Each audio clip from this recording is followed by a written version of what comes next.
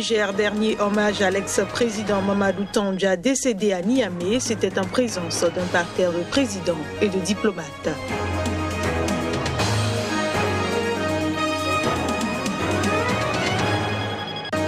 Réélu président du Burkina Faso, Roch Marc Christian Kaboré promet une concertation permanente pour construire un Burkina Faso meilleur.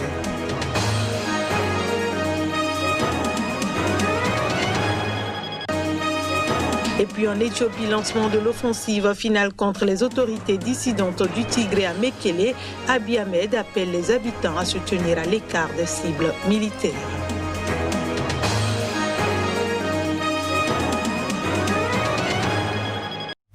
Bienvenue à toutes et à tous.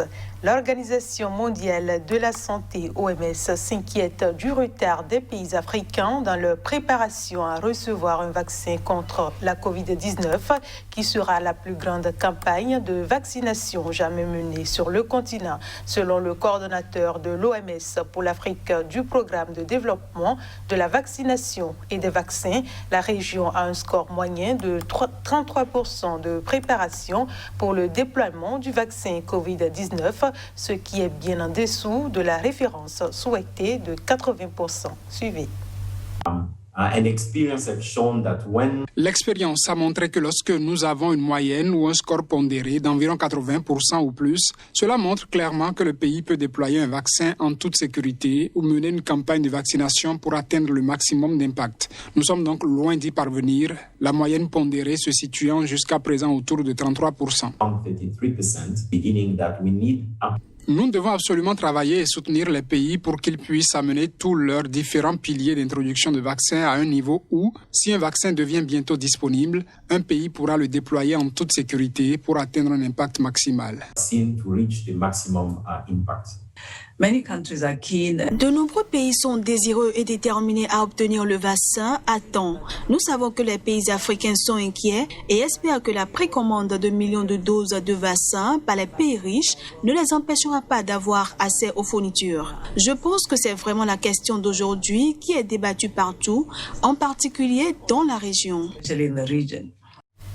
Je le disais en titre, en Éthiopie, le Premier ministre Abiy Ahmed a ordonné jeudi à l'issue d'un ultimatum de 112 heures le lancement de l'offensive finale contre les autorités dissidentes du Tigré encerclées à Mekele, la capitale d'un demi-million d'habitants de cette région du nord du pays. L'armée a reçu l'ordre de mener la dernière phase de l'offensive lancée le 4 novembre contre le TPLF qui défiait son autorité depuis plusieurs mois, a indiqué le Premier ministre, promettant que tout sera mis en œuvre pour que la ville de Mekele ne subisse pas de graves dégâts et pour protéger les civils. Le Premier ministre, qui affirme également que des milliers de combattants du TPLF se sont rendus sans que ce soit vérifiable, appelle les habitants de Mekele et ses environs à déposer les armes et à se tenir à l'écart des cibles militaires et à prendre toutes les précautions nécessaires. Le Premier ministre accuse le TPLF de le pousser à bout dans son arrogance. Il n'était notamment pas possible de savoir jeudi à quelle distance de la ville se trouve l'armée fédérale qui, ces derniers jours, affirmait converger vers Mekele, tandis que le TPLF assurait lui infliger plusieurs revers. À l'orée de la 4e semaine d'offensive militaire contre le TPLF, Abiy Ahmed fait face à des pressions croissantes de l'ONU et de plusieurs pays inquiets des conséquences sur les civils d'un assaut sur Mekele et de possibles crimes de guerre, ainsi que des risques que le conflit dégénère en affrontement communautaire dans un pays mosaïque de près de 80 peuples. Mercredi, Abiy a fermement demandé à la communauté internationale de se garder de toute interférence dans les affaires internes de son pays. Le gouvernement fédéral avait également poliment décliné lundi l'offre de médiation de l'Union africaine dont le siège est à Addis Abeba. Jeudi, Human Rights Watch a rappelé que les lois de la guerre limitaient les attaques aux objectifs militaires et imposaient aux partis l'obligation de différencier civils et combattants. Le président Roch Marc Christian Kaboré a promis ce jeudi une concertation permanente pour construire un Burkina Faso meilleur. Il a fait cette promesse lors d'une intervention quelques minutes après l'annonce de sa réélection au premier tour par la Commission électorale nationale indépendante. Avec 57,87% des voix selon les résultats provisoires, le président Roch Marc Christian Kaboré s'est imposé dès le premier tour de la présidentielle. Il a réussi son fameux coup KO et repart pour un second mandat. S'exprimant suite à la confirmation de sa victoire au lendemain des élections, le président Roch Marc Christian Kaboré a énuméré les questions sur lesquelles son gouvernement va s'atteler très rapidement, notamment les questions sécuritaires qui ont marqué la campagne électorale. C'est une victoire que nous avons obtenue. Il y a de la joie, effectivement, que nous avons au cœur, mais c'est également une responsabilité importante, celle d'être le président de tous les Burkinabés sans exception.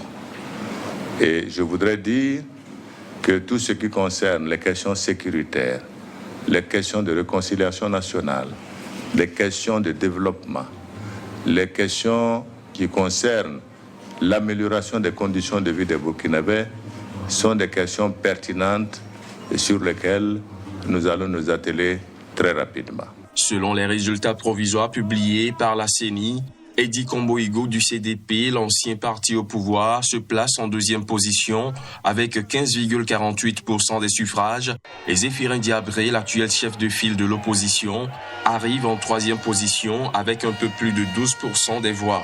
Dès l'annonce de la victoire, le président Kaboré a promis une concertation permanente et qu'il serait le président de tous les Burkinabés, sans exception. On reste au Burkina Faso. Des membres de l'opposition ont annoncé qu'ils vont utiliser des voies légales de recours pour traiter des irrégularités relevées pendant le processus électoral, y compris le jour du scrutin, le 22 novembre dernier. Ils ont fait cette annonce après l'annonce de la réélection du président burkinabé, Roch Marc Christian Kaboré.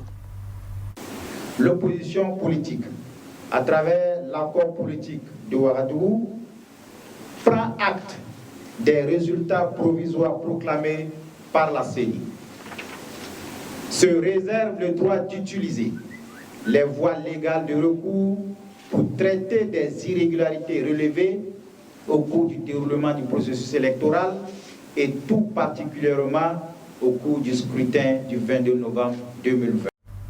Autre information au Niger, le président Mahamadou Issifou, d'anciens chefs d'État et des diplomates étrangers ont rendu ce jeudi au palais présidentiel un dernier hommage à Mamadou Tandja. L'ancien chef d'État est, rappelons-le, décédé ce mardi à Niamey à l'âge de 82 ans.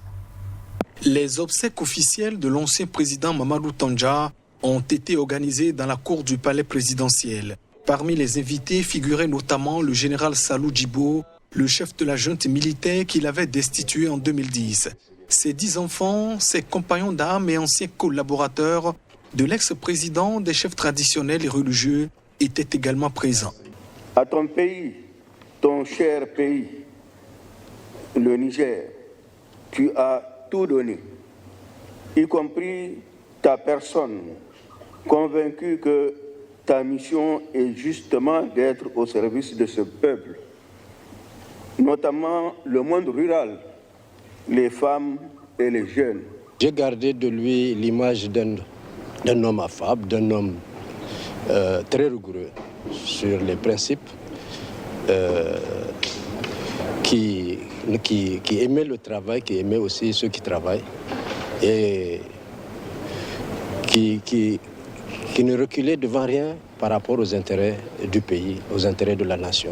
Celui-là, c'est un homme du peuple, qui aime le peuple, qui travaille pour le peuple, et c'est pas pour rien qu'il est resté populaire.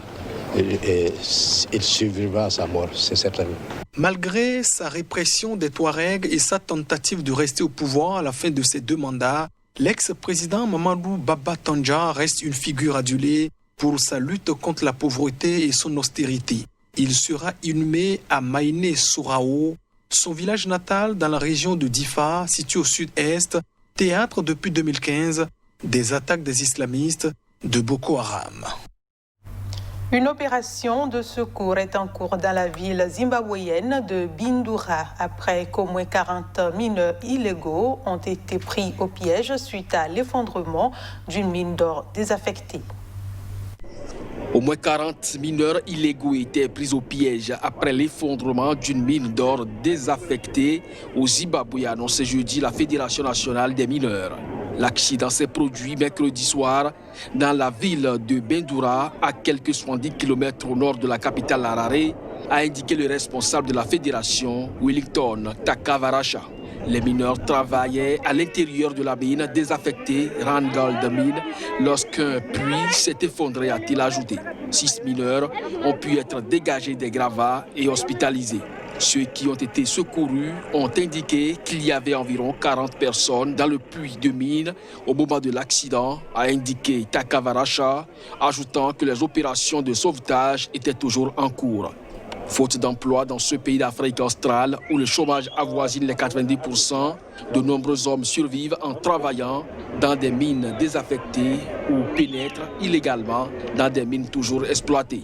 Les accidents sont toujours fréquents. En février 2019, au moins 24 mineurs illégaux avaient été tués au fond de puits abandonnés et inondés à la suite d'orages dans le centre du Zimbabwe. Et en mai 2019, au moins 9 autres avaient trouvé la mort dans des explosions dans une mine d'or à Mazoé, au nord du pays. L'icône de football argentin Diego Maradona, décédé mercredi à l'âge de 60 ans, a été enterré ce jeudi vers 23h GMT lors d'une cérémonie familiale privée dans un cimetière de Buenos Aires. Et ce, à l'issue d'une journée où des milliers de fans lui ont rendu un dernier hommage. Le corbillard transportant le cercueil recouvert du drapeau argentin avait quitté le palais présidentiel en fin de journée, salué par des milliers de personnes le long des routes avant que le cercueil ne soit mis en terre dans un caveau familial. Il faut dire que plusieurs incidents sont venus ternir ce moment de recueil. Le cercueil a dû notamment être déplacé selon une source gouvernementale, des supporters déchaînés ayant envahi la cour de la présidence. Et ce sera tout pour cette édition. Merci de votre fidélité et bonne suite de programmes sur Sika TV.